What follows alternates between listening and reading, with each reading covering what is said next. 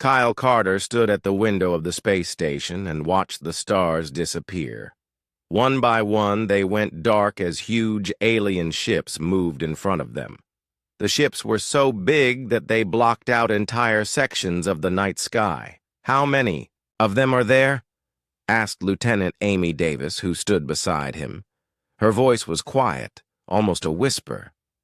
Kyle looked at his computer screen. The numbers kept climbing. "At least 500 ships," he said. "Maybe more. They're still coming, out of hyperspace." The alien fleet had appeared without warning. Earth's deep space sensors had been tracking something moving toward their solar system for months, but nobody expected this. The ships were massive, each one the size of a small city. They had sharp edges and dark metal hulls that seemed to eat light.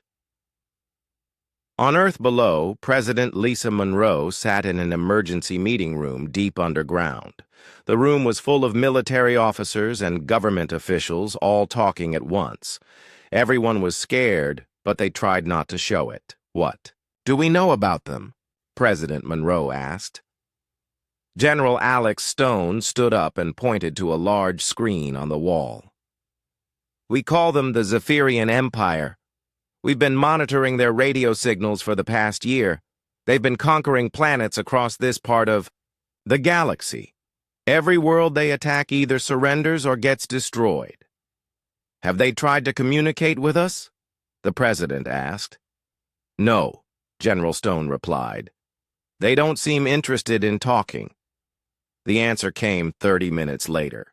Without any warning or demand for surrender, the alien ships began to attack. Bright beams of energy shot down from the sky like deadly lightning. The first target was New York City. Jake Miller was walking to work in downtown Chicago when the sky turned red.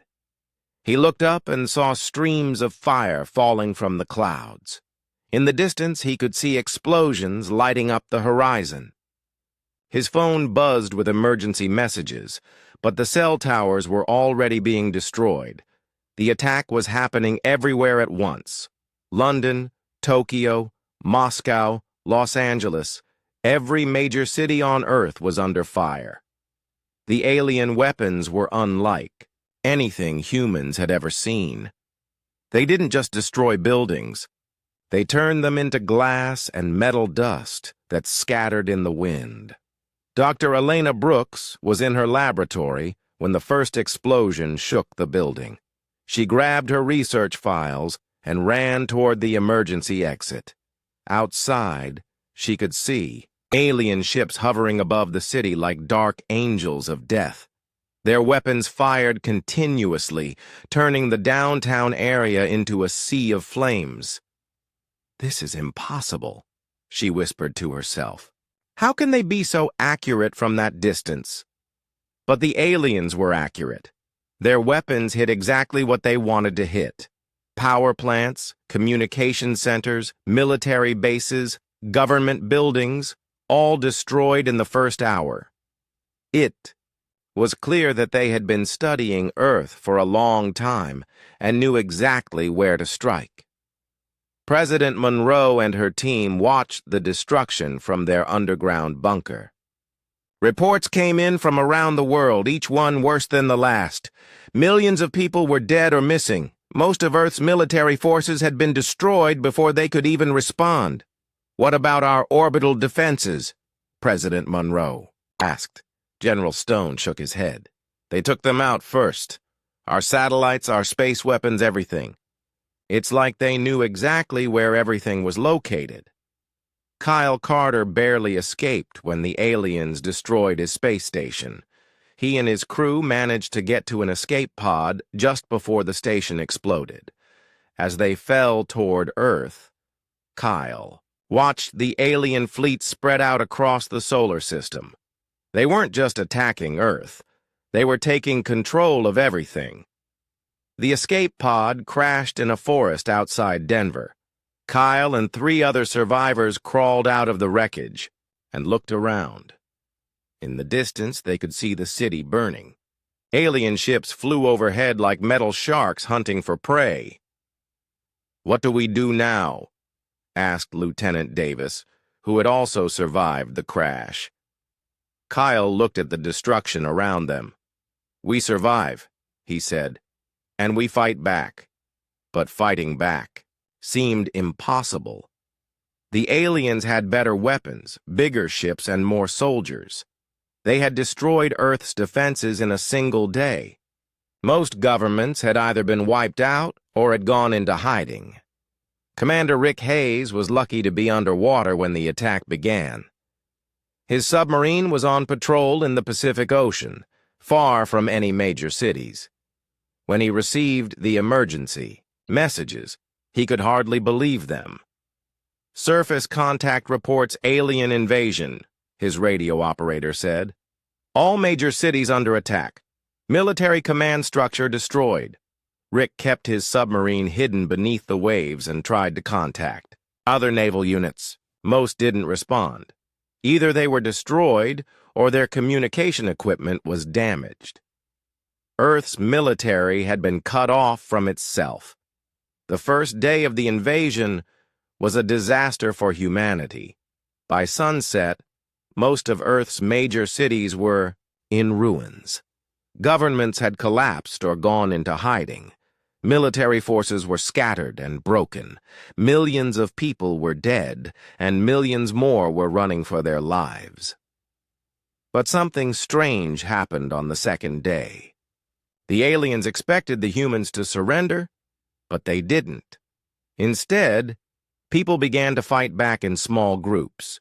They used hunting rifles against alien soldiers. They threw rocks at alien vehicles. They hid in basements and sewers and refused to come out. The Zephyrian war commander Thekvar stood on the bridge of his flagship and looked down at Earth. The planet should have surrendered by now. Every other world had given up after the first day of bombing. But the humans were different. They kept fighting even when they had no hope of winning. "Perhaps we need to increase the pressure," suggested one of his officers. Thekvar nodded. "Target the civilian population centers. If they won't surrender, we'll give them more reasons to reconsider." But even this didn't work. When the aliens attacked refugee camps and hospitals, the humans became more angry, not more afraid. They started working together in ways the aliens had never seen before. Small groups joined together to form larger groups. Larger groups shared weapons and information. Jake Miller found himself leading a group of survivors in the ruins of Chicago. They had no military training and very few weapons, but they had something the aliens didn't expect. They refused to give up. When alien patrols came through their neighborhood, the humans disappeared into sewers and subway tunnels. When the aliens left, the humans came back out and set traps for the next patrol. "They think we're just going to roll over and die," Jake told his group. "But they're wrong. This is our planet, and we're not giving it up without a fight." The first week of the invasion was supposed to be the end of human resistance. Instead, it was just the beginning. Jake Miller crawled through the broken concrete tunnel beneath Chicago. Behind him, 12 other survivors followed in single file. The tunnel used to be part of the subway system, but now it was their highway through the destroyed city. "Stop," whispered Amy Davis from behind him. She had joined Jake's group after escaping from the space station. "I hear something above us." Everyone froze. Through the ceiling, they could hear heavy footsteps and strange, clicking sounds. The aliens were searching the streets above. The group waited in complete silence for 10 minutes until the sounds moved away. "They're getting better at hunting us," Jake said quietly. "But we're getting better at hiding." 2 weeks had passed since the invasion began. The aliens controlled all the major cities, but they were having trouble with the humans who refused to surrender. Every day brought new problems for the Zephyrian forces. Dr. Elena Brooks worked by candlelight in an abandoned basement laboratory. She had managed to save some of her research equipment when her university was destroyed. Now she was studying pieces of alien technology that resistance fighters had brought her. "This is incredible," she said to her assistant, Pete Collins, who used to be a sergeant in the Army. "Their energy weapons work on completely different principles than ours. They're using quantum field manipulation to create focused plasma streams." Pete didn't understand the science, but he understood weapons. "Can we copy it? Can we make our own?" Helena held up a small device she had taken from a destroyed alien gun. "Maybe, but we'd need materials we don't have and tools that don't exist yet. However, I think I know how to disrupt their shields." The alien soldiers wore personal energy shields that stopped bullets and explosions, but Elena had discovered that the shields had a weakness. They couldn't protect against certain electromagnetic frequencies. "If we can build a device that broadcasts the right frequency, we can shut down their shields for a few seconds," she explained. "That would give our fighters a chance to hurt them." In the deep ocean, Commander Rick Hayes had turned his submarine into a mobile command center. He had found 3 other submarines that survived the first attack, and together they were coordinating resistance efforts around the world. "Report from Europe," his communications officer said. "The resistance groups in London and Paris are working together. They figured out how to jam alien communications in small areas." Rick looked at the map on his screen. Red dots showed alien-controlled areas, while green dots showed human resistance groups. There were more green dots than he expected. "What about Asia?" he asked. "Similar story. The humans in Tokyo and Beijing are using the subway tunnels just like the groups in America. The aliens can't follow them underground because their equipment doesn't work well in tight spaces." This was something the aliens hadn't expected. Humans were naturally good at fighting in small spaces and difficult terrain. The Zephyrians were used to fighting in open space or on planets with simple geography. Earth was different. Earth had cities built on top of cities, underground networks that went for miles, and hiding places everywhere.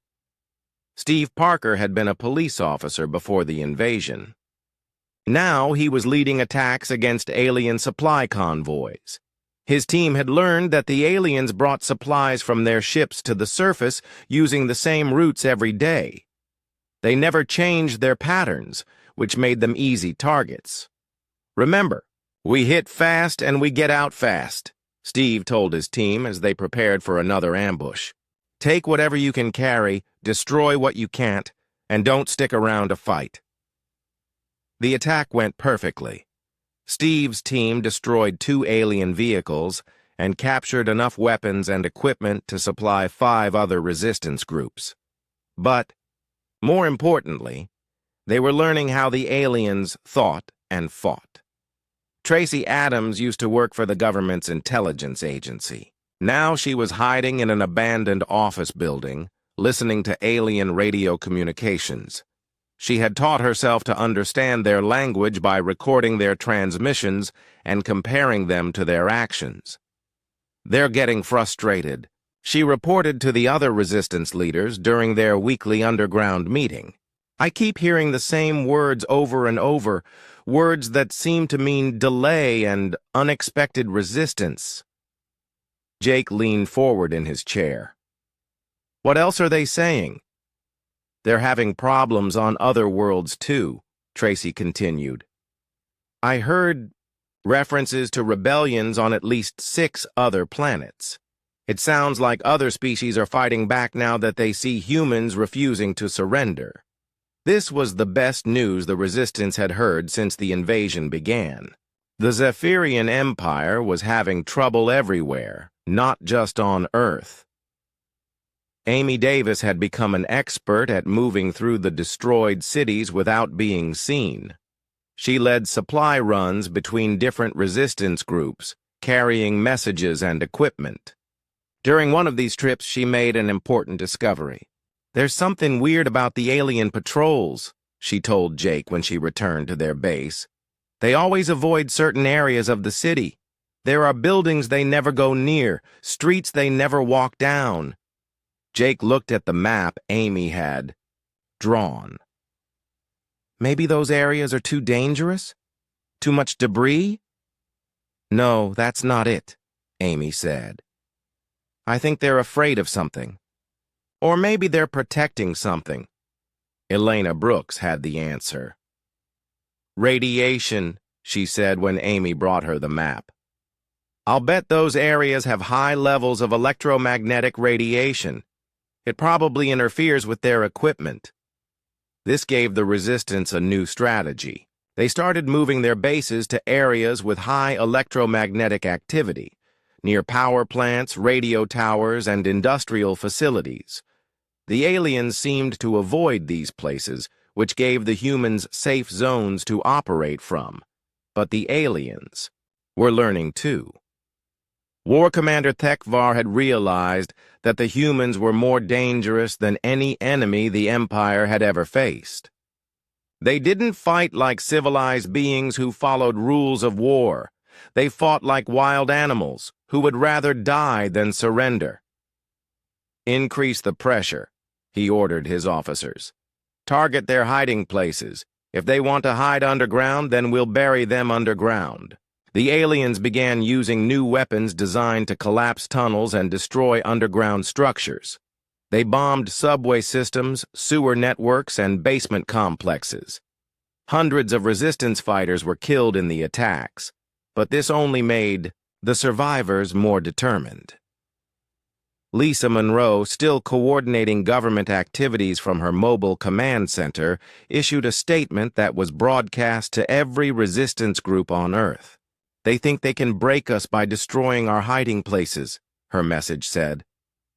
"But they don't understand that we don't need hiding places. We can hide anywhere. We can fight anywhere. This is our world, and every rock and tree and blade of grass is on our side." The underground war was becoming something the aliens had never experienced before. On every other planet they had conquered, the local population had either fought one big battle and lost, or had surrendered without fighting at all. But humans did neither. Instead, humans broke into small groups that operated independently. When one group was destroyed, two more groups formed to take its place. When the aliens captured one hiding place, the humans found 10 new hiding places. Every day, the resistance got stronger while the alien occupation forces got more tired and frustrated. Rick Hayes intercepted alien communications that confirmed what everyone suspected. "They're asking for reinforcements," he reported to the other resistance leaders. "The Zephyrian High Command is sending more ships and more soldiers to Earth." "How many more?" asked Jake. "3 times as many as they have now," Rick replied. "They're treating Earth like a major military problem instead of a simple conquest." This should have been bad news, but somehow it felt like a victory. The aliens were admitting that humans were too tough to beat with their original force. They needed help to defeat a species they had expected to conquer in a single day. Elena. Brooks made another important discovery while studying captured alien equipment. "Their technology is advanced, but it's not flexible," she explained. "They build everything to work in specific ways under specific conditions. When the conditions change, their equipment stops working properly." "What does that mean for us?" asked Steve Parker. "It means we need to keep changing the conditions," Elena replied. "Keep doing things they don't expect. Keep fighting in ways they're not prepared for. The more we adapt, the less effective their technology becomes." The underground war had taught both sides important lessons. The aliens learned that humans were much tougher than they looked. The humans learned that the mighty Zephyrian Empire wasn't as invincible as it seemed, but the real war was just beginning. Amy Davis never expected to find anything important in the Nevada desert. She was leading a small team of resistance fighters toward what used to be a military base, hoping to find weapons or supplies. The base had been bombed during the first day of the invasion, and everyone assumed it was completely destroyed.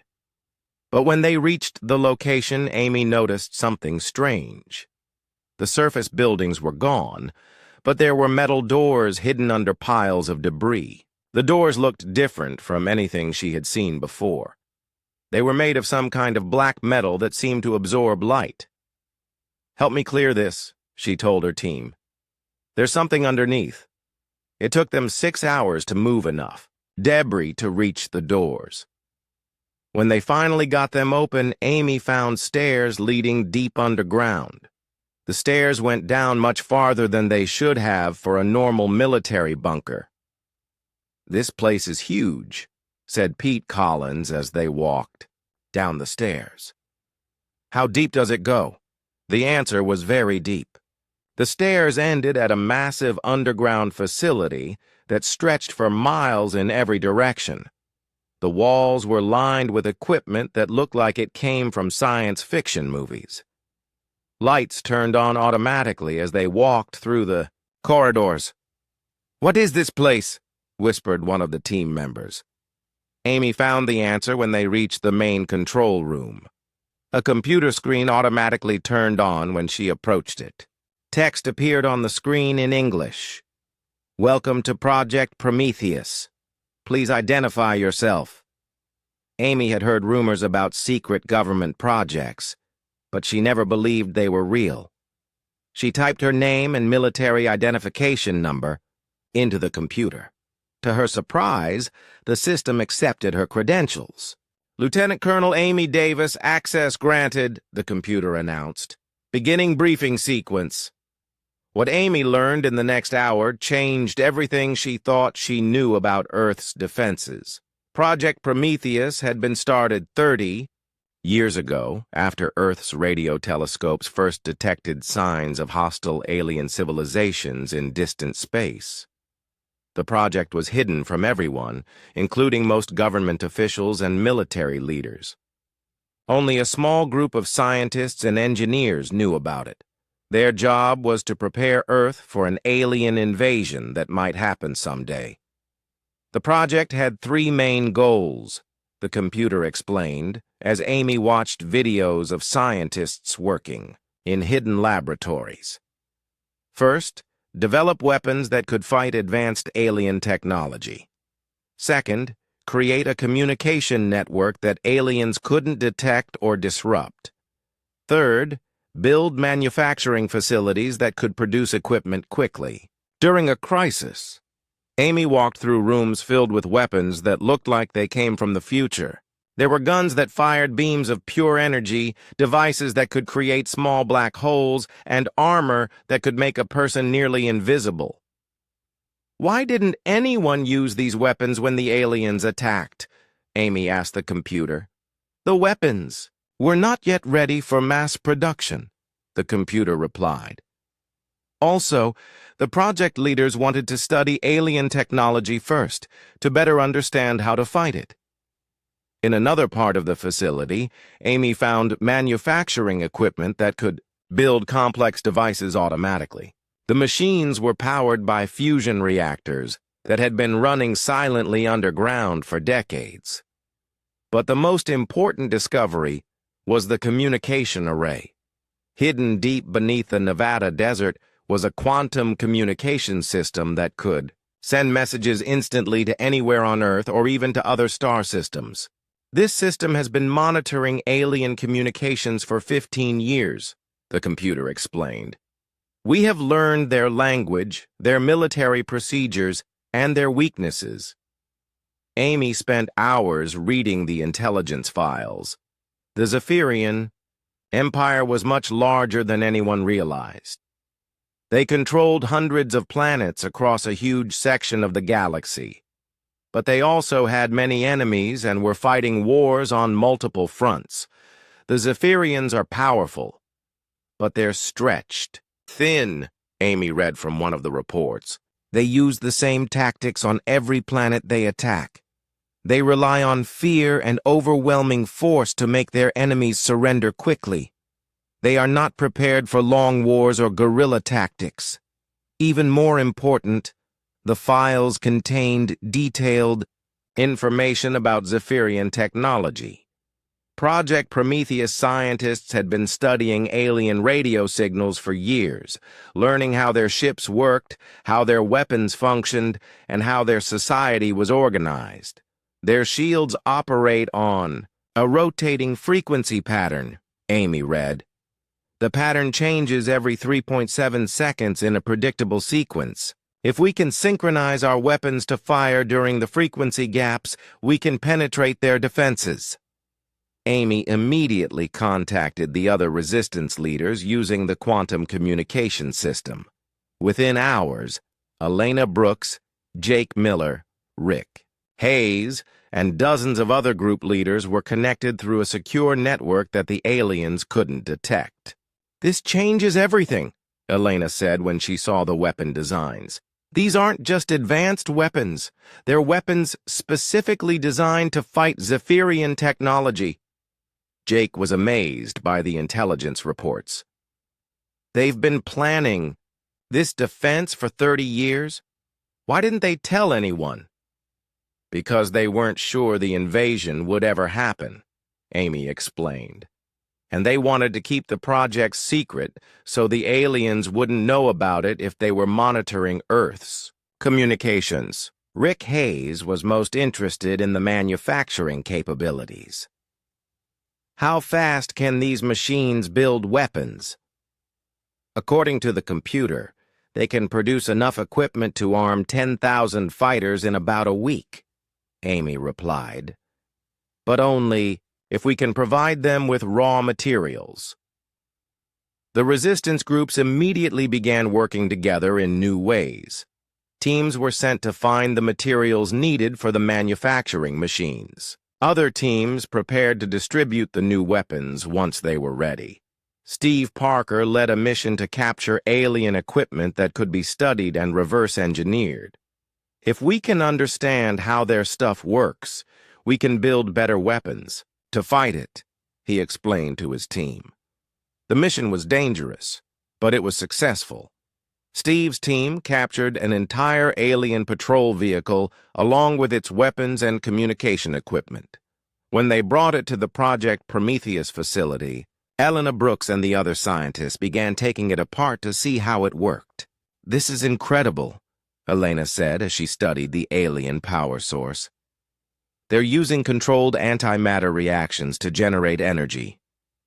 We've only theorized about this kind of technology. But the scientists weren't just copying alien technology. They were improving it. The Project Prometheus weapons were designed to be better than anything the Zephyrians had.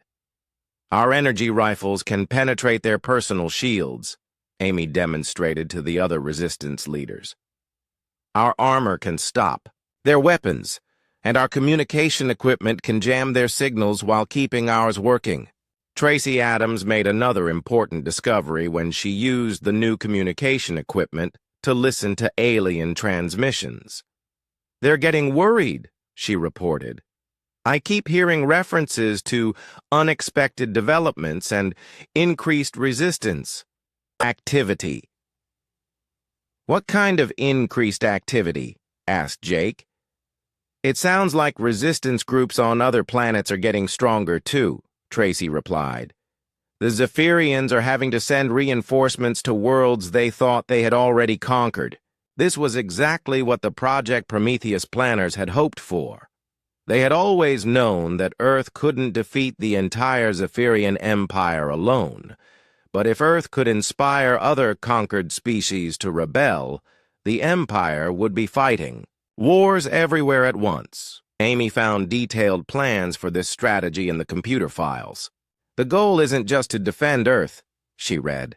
"The goal is to cause the collapse of the entire Zephyrian Empire by showing other species that the aliens can be defeated." The new weapons began rolling off the production lines within days. Energy, rifles that could punch through alien armor, personal shields that could stop Zephyrian weapons, communication devices that worked even when alien jammers were operating. But more importantly, the resistance groups now had a real plan. Instead of just hiding and conducting small attacks, they could coordinate large operations across the entire planet. "We're not just fighting for our survival anymore," Amy told the assembled resistance leaders during their first major strategy meeting. "We're fighting to free the galaxy." Jake Miller looked at the weapons and equipment spread out in front of him. "How long before we can launch a real counterattack?" Amy checked the production schedules on her computer. 2 more weeks to build? Enough equipment for Phase 1. Another month for Phase 2. "What's Phase 1? Asked Rick Hayes. Amy smiled for the first time since the invasion began. "Phase 1 is when we stop running and hiding. Phase 1 is when we start hunting them." The hidden arsenal was finally ready to be used, but the weapons were only part of the plan. The real weapon was humanity itself, their refusal to surrender, their ability to adapt, and their determination to fight for freedom. The Zephyrians had made a terrible mistake when they attacked Earth first. They had awakened something they didn't understand and couldn't control. Now they were about to learn what humans could do when they stopped holding back. The underground war was ending. The real war was about to begin. Steve Parker stood in what used to be the lobby of a destroyed hotel in downtown Los Angeles. Around him, 50 resistance fighters from different groups across the city were meeting for the first time. They all carried the new energy weapons from Project Prometheus, and they all wore communication devices that allowed them to talk to resistance groups anywhere on Earth. 6 weeks ago, we were all fighting alone, Steve said to the assembled fighters. We were hiding in sewers and basements trying to survive. Now, we're an army. The change had been dramatic. Once the resistance groups gained access to the project, Prometheus weapons and communication network, they began working together like parts of a single organism. Groups in New York could coordinate with groups in London. Teams in Tokyo could share intelligence with teams in Moscow. Elena Brooks had set up a new laboratory in the Project Prometheus facility, where she worked with scientists from around the world through the quantum communication system. They were not only copying alien technology now, but creating entirely new weapons designed specifically to fight Zephyrians. "We've learned something important about their shields," Elena explained, during a global strategy meeting that included resistance leaders from every continent. "The shields that protect their soldiers are different from the shields that protect their vehicles, and both are different from the shields on their ships." Jake Miller, who was now coordinating resistance activities across the entire American Midwest, leaned forward with interest. "What does that mean for our attacks?" "It means we can customize our weapons for specific targets," Elena replied. "Anti-personnel weapons for their soldiers, anti-vehicle weapons for their transports, and anti-ship weapons for their aircraft." The new weapons were being produced around the clock. The Project Prometheus manufacturing facilities had been expanded to include hidden factories in 12 countries. Each factory could produce different types of equipment, and the quantum communication network ensured that the weapons got to where they were needed most. Amy Davis had become the overall coordinator of the resistance network. From her command center in Nevada, she could monitor resistance activities on every continent and coordinate global operations in real time. "Report from Europe," she announced during the morning briefing. London, Paris, and Berlin resistance groups conducted a coordinated attack on alien supply lines. 17 enemy vehicles destroyed, minimal human casualties. "Report from Asia," continued another officer. Tokyo and Shanghai groups successfully rescued 300 civilians from alien holding facilities. All rescued personnel have been evacuated to safe zones. But the most important work was being done by Tracy Adams and her intelligence team. They had not only learned to understand Zephyrian communications, but had figured out how to intercept the aliens' strategic planning meetings. "They're starting to panic," Tracy reported with satisfaction. "I recorded a conversation between War Commander Thekvar and his superiors yesterday. They're talking about requesting additional reinforcements from the home fleet." Rick Hayes, whose submarine fleet had grown to include vessels from several nations, was interested in this intelligence. "How many reinforcements?" "At least 50 more ships," Tracy replied. "But here's the interesting part. They're having trouble getting those reinforcements because they're needed on other worlds. The rebellions we've inspired are spreading faster than the Empire can control them. This was exactly what humanity had hoped for. The Zephyrian Empire had conquered hundreds of worlds over the centuries, but they had done it by making each conquest look easy and inevitable. When other species saw that resistance was futile, they surrendered without fighting. But Earth had changed that pattern. When other conquered species saw humans refusing to surrender, fighting back with increasing effectiveness, and actually winning battles against the Empire, they began to believe that freedom was possible. Intelligence reports indicate active rebellions on at least 20 worlds, Amy announced, and passive resistance on at least 50 more. The Empire is fighting wars everywhere. The Resistance Network had also begun conducting psychological warfare against the Zephyrian forces on Earth. Pete Collins, who had become an expert at electronic warfare, had learned how to hack into alien communication systems. "We're broadcasting human music and videos directly to their soldiers," Pete explained. "We want them to see that humans are not the primitive animals their commanders told them we were." This strategy was working better than anyone expected. Some Zephyrian soldiers were beginning to question their orders. A few had even deserted their units and tried to contact human resistance groups. "We had 2 alien soldiers surrender to us yesterday," reported Lisa Grant, who led resistance operations in the Pacific Northwest. "They said they didn't want to fight anymore. They said humans reminded them of their own species before the Empire conquered their world." Steve Parker had become a master of large-scale operations. His teams now conducted attacks involving hundreds of fighters spread across multiple cities. The attacks were precisely coordinated using the quantum communication system, allowing human forces to hit alien positions simultaneously across vast distances. "Tomorrow's operation will involve resistance groups in 15 cities," Steve explained to his team leaders.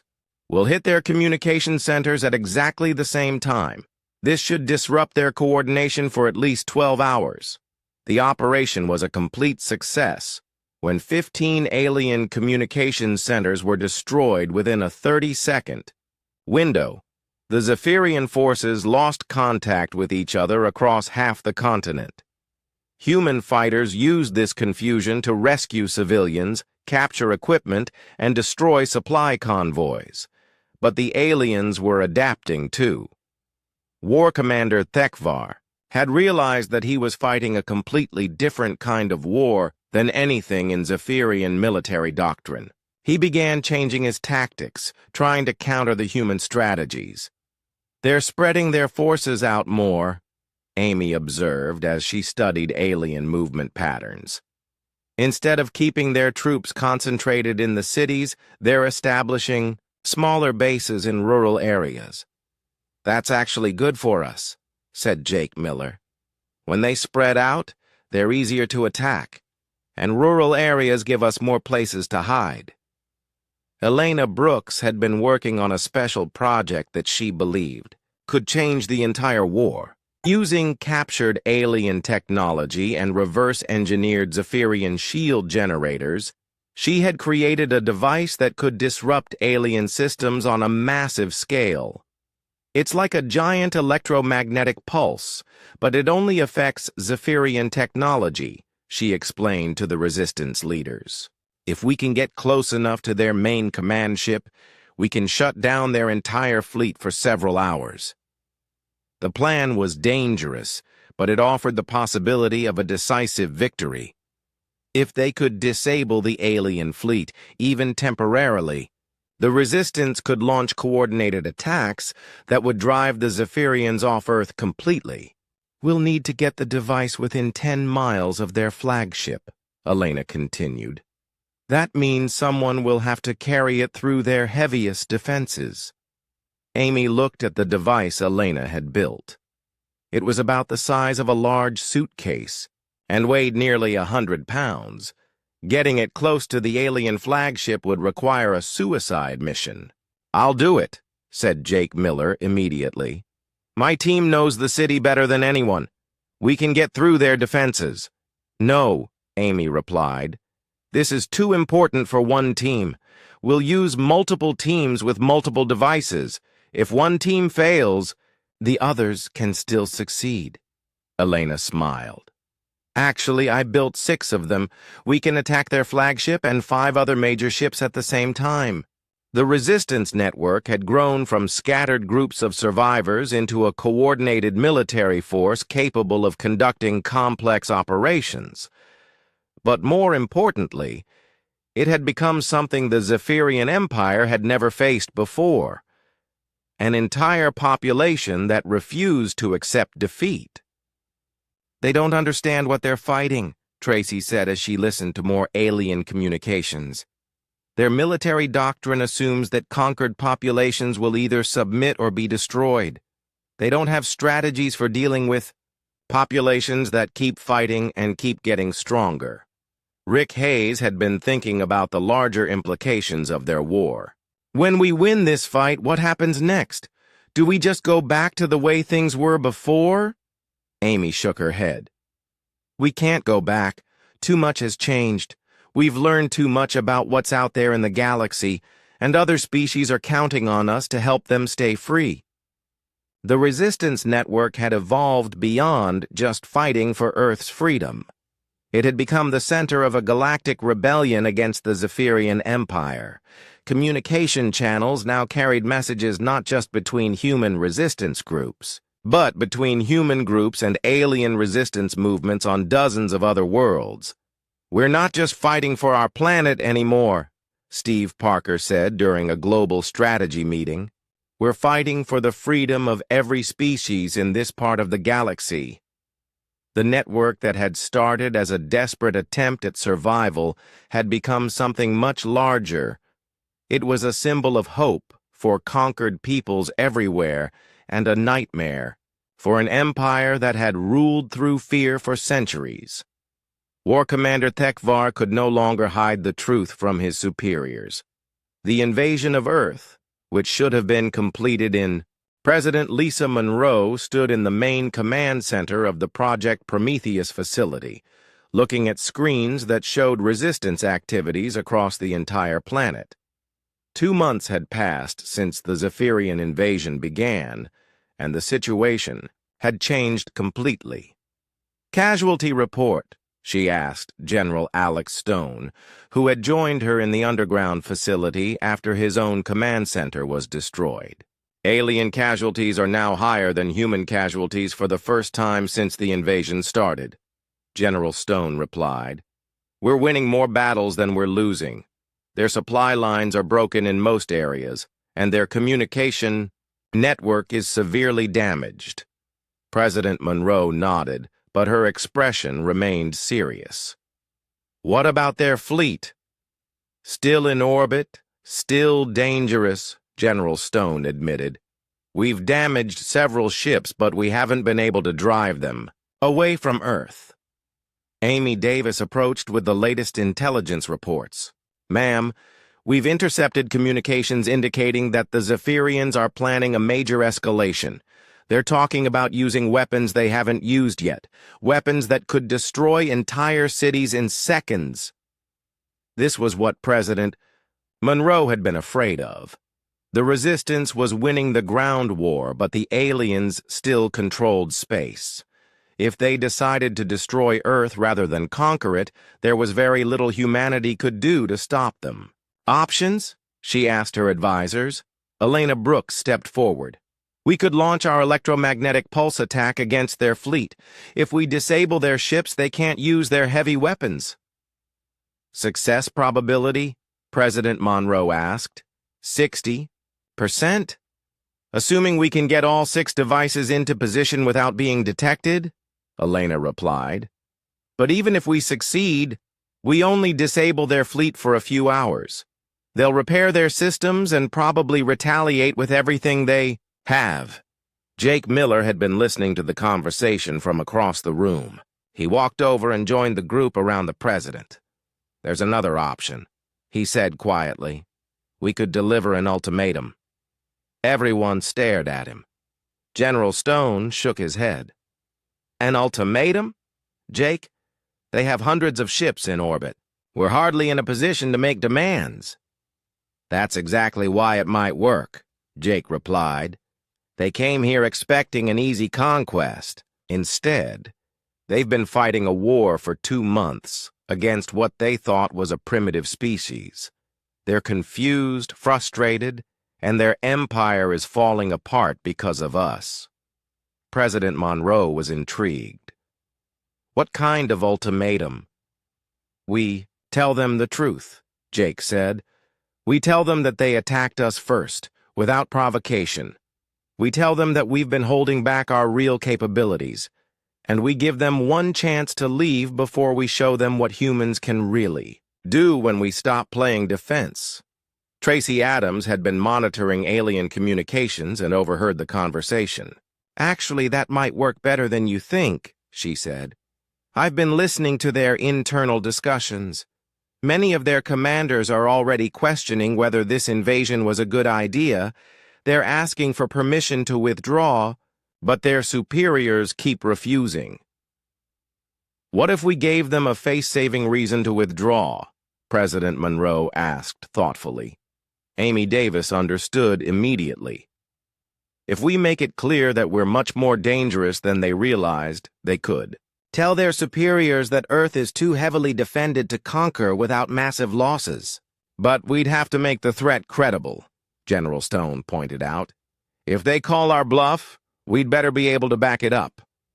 Elena Brooks smiled. Oh, we can back it up. I haven't told you about some of the other weapons Project Prometheus developed. The electromagnetic pulse devices are just the beginning. Over the next several hours, Elena briefed the president and her staff on the full capabilities of humanity's hidden arsenal. The weapons were far more advanced than anything the Resistance had used so far. They had been held in reserve for exactly this kind of situation. Quantum disruptors that can tear apart their ships at the molecular level, Elena explained. Gravitational manipulators that can create miniature black holes, and temporal displacement weapons that can send their ships backwards in time by a few seconds, which is enough to tear them apart when they try to occupy the same space as their past selves. Why haven't we used these weapons already? President Monroe asked.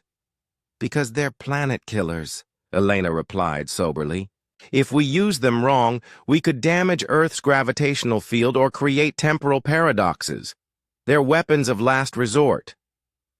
But the aliens don't know that, Jake pointed out.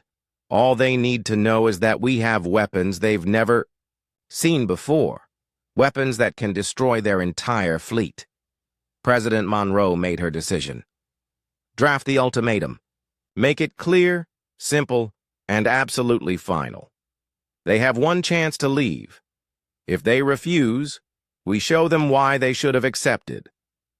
Jake Miller spent the next day working with Tracy Adams and Elena Brooks to create the message. It had to be translated perfectly into the Zephyrian language, and it had to be delivered in a way that would reach their highest-ranking commanders. We'll broadcast it on all their military frequencies simultaneously, Tracy explained. Every ship in their fleet will receive it at the same time, so no one can suppress it or claim they didn't hear it. The message was simple and direct. To the Zephyrian Empire forces occupying Earth. You attacked our world without warning or provocation. We have defended ourselves with only a fraction of our true capabilities. This is your final warning. Withdraw. All forces from Earth and the Sol system within 24 hours. If you refuse, you will face the full military might of humanity. You will not survive the experience. This offer will not be repeated. Steve Parker was chosen to deliver the ultimatum because his voice would be broadcast across the galaxy. The message would not only reach the Zephyrian fleet at Earth, but would be transmitted to every alien-controlled world where human intelligence had established contact with local resistance movements. This is Jake Miller, speaking for the human species and the Earth Defense Coalition, he said into the microphone. The Zephyrian Empire made a grave error when they chose to attack our world. We are prepared to demonstrate exactly how grave that error was. The message was broadcast at exactly noon, Earth time. Within minutes, alien communication channels across their entire fleet erupted with confused and alarmed transmissions. They're definitely talking about it, Tracy reported as she monitored their responses. I'm hearing words that translate to impossible, trap, and unknown weapons. Some of their ship commanders are recommending immediate withdrawal, but War Commander Thekvar was not ready to admit defeat. His response came 2 hours later, broadcast on human communication frequencies. Humans of Earth, your resistance has been impressive but futile. You face the might of an empire that spans 1,000 worlds. Surrender now, and your species will be allowed to serve the empire. Continue your resistance, and we will reduce your planet to ash. President Monroe listened to the alien response and felt a cold anger settle over her. They still don't understand, she said quietly. They still think this is about conquest and surrender. They don't realize this stopped being about Earth the moment they fired the first shot. Amy Davis checked the countdown timer on her screen. 21 hours left on the ultimatum. Orders, ma'am? Begin final preparations. President Monroe ordered. If they're still here in 21 hours, we show them what the human species looks like when we stop holding back. Across the galaxy, other species were listening to the exchange between Earth and the Zephyrian fleet. Many had been conquered by the Empire decades or centuries ago. They had lived under Zephyrian rule for so long that they had forgotten what freedom felt like. But now they were hearing something they had never heard before. A species telling the Empire to leave or face destruction. And they were beginning to wonder if freedom might be possible after all. On Earth, the Resistance Network prepared for the possibility that the aliens would reject the ultimatum. Every group had been given specific targets and timing for a coordinated attack, unlike anything they had attempted before. If they choose to stay, we don't just drive them away, Amy explained to the global network of resistance leaders. We destroy them so completely that no other species will ever doubt that humans can protect themselves and their friends. Elena Brooks made final adjustments to the advanced weapons systems. The quantum disruptors were charged and ready. The gravitational manipulators were calibrated and targeted. The temporal displacement weapons were armed and awaiting orders. The devices are ready, she reported to President Monroe. If we use them, the alien fleet will be completely destroyed within minutes. But ma'am, once we reveal these capabilities, the entire galaxy will know what humans can do. There's no going back to being a small, unnoticed planet. President Monroe looked out at the stars through the facility's observation dome. Somewhere up there, alien commanders were deciding whether to accept humanity's ultimatum or call what they thought was a bluff. "We stopped being a small, unnoticed planet the moment they attacked us," she replied. "Now we become something else entirely." Rick Hayes surfaced his submarine fleet near the major coastal cities, ready to support the ground resistance if the aliens chose to escalate their attacks. His ships were now armed with energy weapons, and Pete Collins was standing guard outside a resistance hideout in downtown Detroit when the sky began to change. At first, he thought his eyes were playing tricks on him, but then he realized that what he had always thought were broken communication. Satellites were actually moving. "Amy, are you seeing this?" he said into his radio, watching as dozens of objects in orbit shifted their positions. "We're seeing it everywhere," Amy Davis replied from the command center. "Satellite networks across the entire planet are coming online. Systems we didn't even know existed." The 24-hour deadline had passed 6 hours ago. War Commander Thekvar had responded to humanity's ultimatum with contempt, launching an even heavier bombardment of Earth's cities. The aliens thought they were calling humanity's bluff. They were wrong. President Monroe had authorized the activation of protocols that had been hidden for 30 years. Across the planet, automated systems that had been sleeping underground suddenly woke up. The real scope of Project Prometheus was finally being revealed. Lisa Grant watched in amazement as the ground near her position in Seattle began to move. What she had thought was a small hill was actually a concealed weapons platform. The earth split open like a flower, revealing a massive energy cannon that began charging with a sound like thunder. "Command, this is Grant," she reported. "I have unknown weapon systems activating all around my position. Are these ours?" "Affirmative," Amy replied. "Project Prometheus included more than just the Nevada facility. There are hidden installations on every continent, under every major city, and in orbit around Earth. They've been waiting for this moment for 3 decades. The orbital platforms that had pretended to be damaged satellites were now revealing their true nature. Each one was a weapon system more advanced than anything humanity had publicly developed. They had been disguised so well that even the aliens hadn't realized what they were. Elena Brooks was in the main control room, watching as system after system came online. "Orbital defense grid activated," she announced. "Planetary defense network activated. Deep space monitoring array activated. We now have real-time tracking of every alien ship within 1,000,000 miles of Earth." But the most incredible sight was the manufacturing facilities. Underground factories that had been hidden beneath. Major cities suddenly began operating at full capacity. They weren't just building weapons anymore. They were building spaceships. Jake Miller couldn't believe what he was seeing as he watched massive doors open in the ground near Chicago.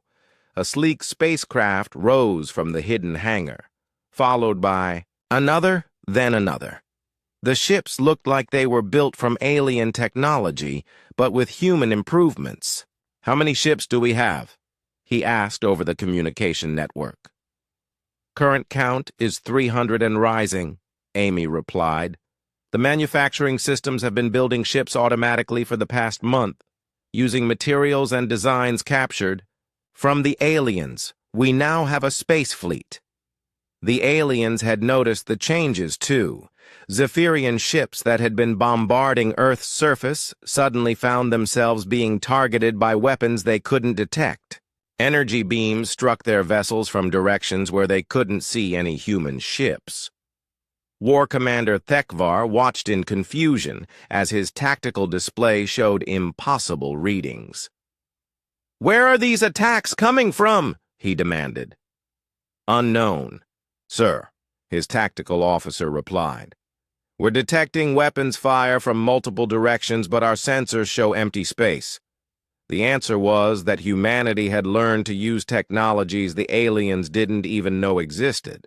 The orbital platforms were equipped with dimensional phase shifters that allowed them to exist slightly outside normal space. They could fire at alien ships while remaining completely invisible. Steve Parker was leading an attack on an alien ground base when he witnessed something that made him stop in amazement. Human fighters were approaching the base in vehicles he had never seen before, vehicles that seemed to appear and disappear as they moved. "What kind of ships are those?" he asked Elena over the radio. "Quantum fighters," Elena replied. "They can phase in and out of this dimension. The aliens can't target them because technically they're not always here." The new weapons were beyond anything the Zephyrians had ever encountered. Humanity had taken 30 years of theoretical physics, research, and turned it into practical military technology. The results were devastating for the alien forces. Rick Hayes watched from his submarine as human spaceships engaged the alien fleet directly for the first time. The human ships were smaller than the Zephyrian vessels, but they moved like nothing the aliens had ever seen. "They're dancing around the alien ships like they're standing still," Rick reported. "The aliens can't even get a target lock." That was because the human ships weren't using conventional propulsion. They were equipped with gravity manipulation drives that allowed them to change direction instantly, accelerate to incredible speeds, and even move backwards in time for short periods. Amy Davis was coordinating the global counterattack from her command center, but even she was amazed by what she was seeing. "All resistance groups, this is command. We are now transitioning from defensive operations to full offensive operations. Priority targets are alien command ships and communication relays." The attack was happening on multiple levels simultaneously. On the ground, resistance fighters were using new weapons that could disintegrate alien armor. In the air, human aircraft were outmaneuvering alien fighters with impossible ease. In space, the human fleet was systematically destroying alien ships that had seemed invincible just hours before. But the most psychological impact came from the weapons that seemed to defy the laws of physics. Gravitational pulse cannons that could crush alien ships into tiny balls of metal. Temporal displacement weapons that could send parts of alien vessels into different time periods, tearing them apart. Quantum disruptors that could make alien ships simply cease to exist. Tracy Adams was monitoring alien communications as the battle progressed.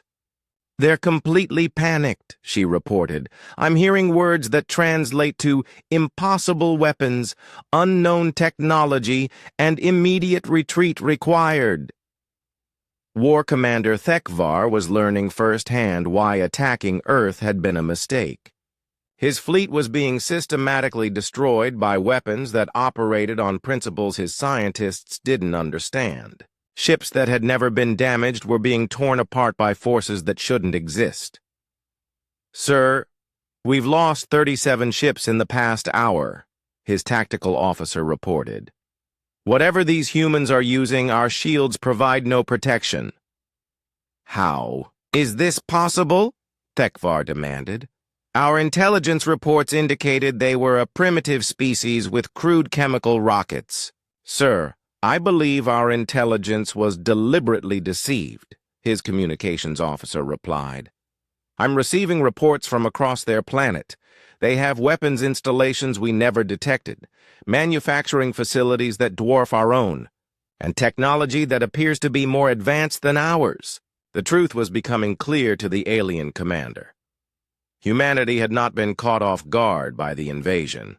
They had been ready for it. They had been waiting for it. and they had been preparing for it for decades. Pete Collins watched as alien ground forces began a full retreat from his area.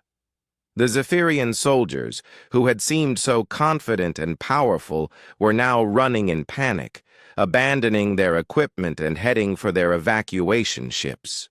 "Command, the aliens are retreating from all positions in my sector," he reported. "Should we pursue?" "Negative," Amy replied. "Let them go. We want them to spread word about what they've seen here. That was part of the strategy. Humanity didn't just want to defeat the Zephyrian forces at Earth. They wanted to send a message to the entire galaxy about what happened to species that attacked humans without provocation." Elena Brooks was monitoring the battle from a strategic perspective. "Alien fleet strength is down to 65% and falling rapidly," she announced. "At current rates, their entire fleet will be destroyed within 4 hours. But President Monroe had other plans. "Signal the alien flagship," she ordered. "Tell them we're prepared to accept their surrender." The message was broadcast on all Zephyrian frequencies. "War Commander Thekvar, your fleet is being destroyed by weapons you cannot comprehend. We offer you one opportunity to surrender and withdraw. This offer expires in 10 minutes. Jake Miller was amazed by the president's decision. "We're offering them a chance to surrender? After everything they've done?" "We're not monsters," President Monroe replied. "We're human beings. When our enemies are defeated, we give them a chance to live. That's what separates us from empires like theirs." The 10-minute deadline approached, while Zephyrian ships continued to be destroyed by human weapons. On the alien flagship, War Commander Thekvar faced the most difficult decision of his career. His fleet was being annihilated by an enemy he had completely underestimated. His soldiers were in full retreat. His empire's reputation was being shattered by a species he had considered primitive. "Sir, what are your orders?" his tactical officer asked as another Zephyrian ship was torn apart by a gravitational pulse. Thekvar looked at the tactical display showing the systematic destruction of his forces. For the first time in his military career, he was completely outmatched. The humans had revealed capabilities that made the final battle took place in deep space, far from any inhabited world. Kyle Carter stood on the bridge of the UES Retribution, the most advanced warship humanity had ever built, and watched as the largest fleet in Zephyrian history approached. "Their position." "Count," he asked his tactical officer. 800 ships, Admiral," came the reply, "including their Imperial dreadnought. That's the personal flagship of the Zephyrian Emperor himself." President Monroe stood beside Kyle, having insisted on being present for this final confrontation. "They brought everything they had," she observed. "Good," Kyle replied. "When we're done here, the galaxy will never again doubt that humans can protect themselves and their allies." The past 6 months had seen the Zephyrian Empire crumbling across multiple sectors. What had started as a simple invasion of Earth had become a galactic war that was destroying an empire that had ruled for thousands of years. Elena Brooks was in the ship's engineering section, making final adjustments to humanity's most advanced weapons. "Quantum disruption array is charged and ready," she reported. "Gravitational pulse cannons are online. Temporal displacement systems are standing by." But the most important weapon wasn't technological. It was diplomatic. The human fleet was not fighting alone. Ships from dozens of former Zephyrian colonies had joined them, forming the largest alliance fleet in galactic history. Jake Miller commanded a squadron of ships crewed by rebels from the planet Vega Prime. "Human Command, this is Liberation Squadron 7. We are ready to fight for our freedom." Similar reports came from ships representing species from across the galaxy. The Ketharons, who had been enslaved for 50 years, the Deltans, who had lost their homeworld to imperial strip mining, the Centauri, whose entire civilization had been forced into labor camps. Amy Davis was coordinating the massive Allied fleet from her position aboard the Retribution. "All squadrons report ready," she announced. "We have representatives from 43 worlds. The Empire is facing an alliance they never thought possible." The Zephyrian fleet approached in traditional Imperial formation, massive dreadnoughts at the center, supported by cruisers and fighters in defensive positions. It was a formation designed to intimidate enemies and crush resistance through overwhelming firepower. It was also completely ineffective against the tactics humanity had developed. "All ships, begin Phase 1, Kyle ordered.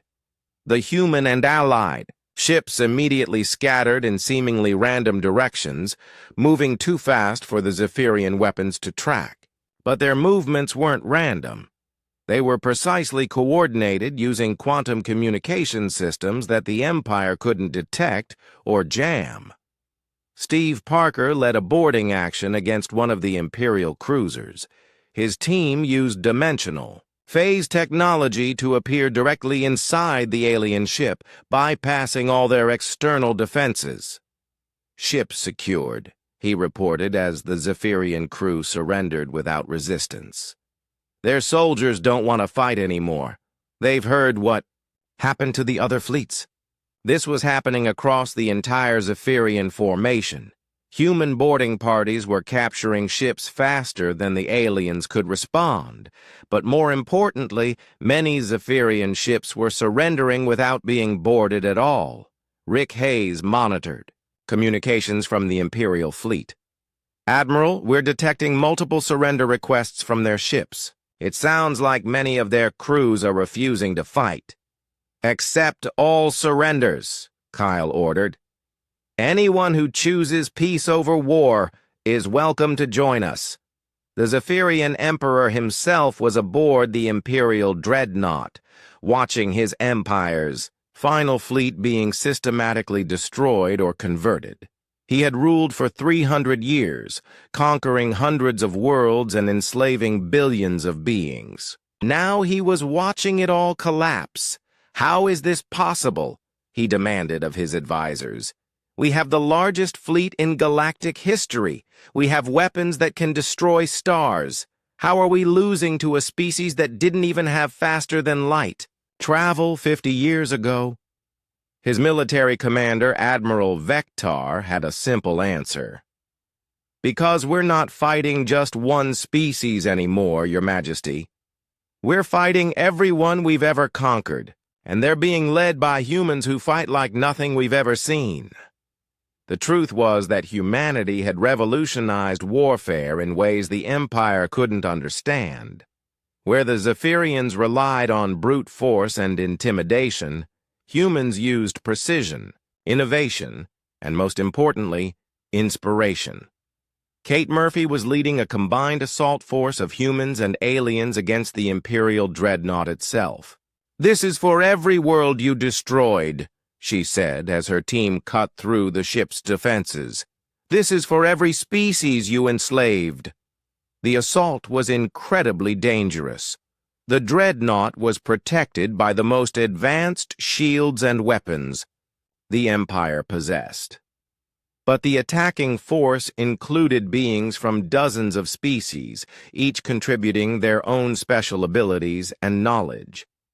Tracy Adams was monitoring the psychological warfare aspect of the battle. "We're broadcasting on all frequencies," she reported. "Every ship in their fleet can hear testimonies from liberated slaves, recordings of destroyed worlds being rebuilt, and messages from free peoples across the galaxy." The broadcasts were having a devastating effect on Zephyrian morale. Many of their soldiers had believed they were bringing order to chaos, civilization to primitives. Now, they were learning the truth about what their empire had really done. Elena Brooks unleashed humanity's most advanced weapons against the Imperial Dreadnought. Quantum disruptors that tore holes in space itself. Gravitational weapons that crushed parts of the massive ship into singularities. Temporal displacement devices that sent sections of the ship into different time periods. Their shields are down, she reported. The Dreadnought is defenseless, but Kyle Carter had a different plan. All ships, cease fire, he ordered. Open a communication channel to the Zephyrian Emperor. The channel opened, and for the first time in galactic history, a human being spoke directly to the ruler of the... Kyle Carter stood on the bridge of the UES Defiance, humanity's new flagship, and watched the Zephyrian fleet retreating toward the edge of the solar system. The massive alien ships that had seemed so threatening just days ago now looked like wounded animals limping away from a fight they couldn't win. "Admiral, should we let them go?" asked Captain Ron Baker, who was leading a squadron of quantum fighters that could easily catch the fleeing aliens. Kyle looked at the tactical display. The Zephyrian fleet had lost more than half its ships in the past 24 hours. The survivors were damaged and demoralized. But Kyle had orders from President Monroe, and those orders were clear. "No," Kyle replied. "We pursue them, not to destroy them, but to make sure they understand that running away won't save them." The human fleet followed the aliens toward the edge of the solar system.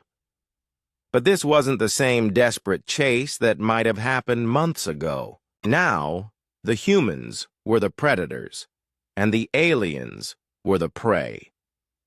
Major Kate Murphy led a boarding party onto one of the damaged Zephyrian ships. Her team wore power armor that made them nearly invincible, and they carried weapons that could cut through alien metal like paper. "The ship is secure," she reported as her team moved through the alien corridors. "Most of the crew surrendered immediately. They seemed terrified of our equipment." This was happening across the entire Zephyrian fleet. Human boarding parties were taking control of alien ships with minimal resistance. The Zephyrian soldiers who had seemed so fierce during the invasion were now surrendering without firing a shot. Elena Brooks was analyzing the captured alien technology and making disturbing discoveries. "Their weapons are advanced, but they're not innovative," she reported to the command staff. "Everything they have is based on technologies that are thousands of years old. They haven't developed anything new in centuries." "What does that mean?" asked Amy Davis. "It means they've been winning through overwhelming force, not superior technology," Elena replied. "They find primitive species, crush them with weapons the primitives can't understand, and move on to the next conquest. They've never had to fight an enemy that could match their technology." Jake Miller was leading ground operations to secure alien bases that had been abandoned when their ships retreated. What his teams found confirmed Elena's analysis. They left everything behind. Jake reported as his team searched an alien command center. Weapons, vehicles, communication equipment, even their food supplies. It's like they just panicked and ran. Steve Parker was interrogating captured alien officers, trying to understand how the Zephyrian military operated. What he learned was both surprising and disturbing. "They're not soldiers in the way we understand the term," Steve explained to the other resistance leaders. "They're more like police officers whose job is to intimidate conquered populations. They've never fought a real war against an equal enemy." This explained why the aliens had been so unprepared for human resistance tactics. The Zephyrian Empire had spent centuries conquering species that either surrendered immediately or were crushed in a single battle. They had no experience with guerrilla warfare, no training for extended campaigns, and no strategies for dealing with enemies who refused to give up. Tracy Adams had been monitoring communications from across the Zephyrian Empire, and the news was extraordinary. "Rebellions are breaking out everywhere," she reported. "At least 50 worlds have declared independence in the past week. The Empire is losing more territory every day." The psychological impact of Earth's victory was spreading faster than anyone had expected.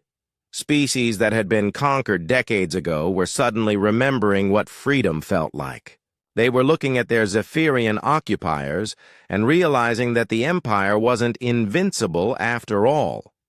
President Monroe was coordinating humanity's response to requests for help from rebel groups across the galaxy. "We can't fight the Empire's entire military," she said during a strategy meeting, "but we can teach other species how to fight for themselves." Rick Hayes had converted his submarine fleet into a mobile training facility. Alien rebels were being brought to Earth secretly, where human instructors taught them guerrilla tactics, weapons construction, and communication security. "It's amazing how fast they learn," Rick reported after training a group of rebels from a planet called Keth Era. "Their species was conquered 50 years ago, but they still remember how to fight. They just needed someone to show them that winning was possible." The human fleet continued to pursue the retreating Zephyrians, but the pursuit had become something more than just a military operation. It was a demonstration for the entire galaxy. "Every species in this sector is watching us," Kyle Carter announced to his crew. "They're seeing that the mighty Zephyrian Empire can be defeated. They're seeing that freedom is possible." Ron Baker's fighter squadron was conducting patrols around the alien fleet, making sure the Zephyrians understood that they were completely outmatched. "Admiral, the alien ships are trying to call for reinforcements," he reported. "Let them," Kyle replied. "The more ships they bring, the more ships we can destroy. And the more ships we destroy, the more the galaxy will understand that the Empire's days are numbered." The Zephyrian reinforcements arrived 3 days later. 20 additional ships from the nearest Imperial base. War Commander Thekvar was relieved to see them, thinking that superior numbers would allow him to salvage something from this disaster. He was wrong again. The human fleet engaged the combined Zephyrian force in a battle that lasted 6 hours and became legendary across the galaxy. Human ships that could phase between dimensions, weapons that could manipulate gravity and time, tactics that the aliens couldn't predict or counter. Kate Murphy led her Marine units in boarding actions against the largest alien ships. "These new ships have the same weaknesses as the old ones," she reported as her team captured another Zephyrian vessel. "Their technology is powerful, but it's not adaptable. Once we figure out how to counter it, they have no backup plans." The battle ended with the complete destruction or capture of the Zephyrian reinforcement fleet.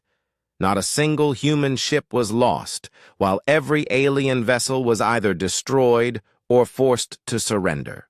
"This is Admiral Kyle Carter of the Earth Defense Force," Kyle broadcast on all frequencies after the battle.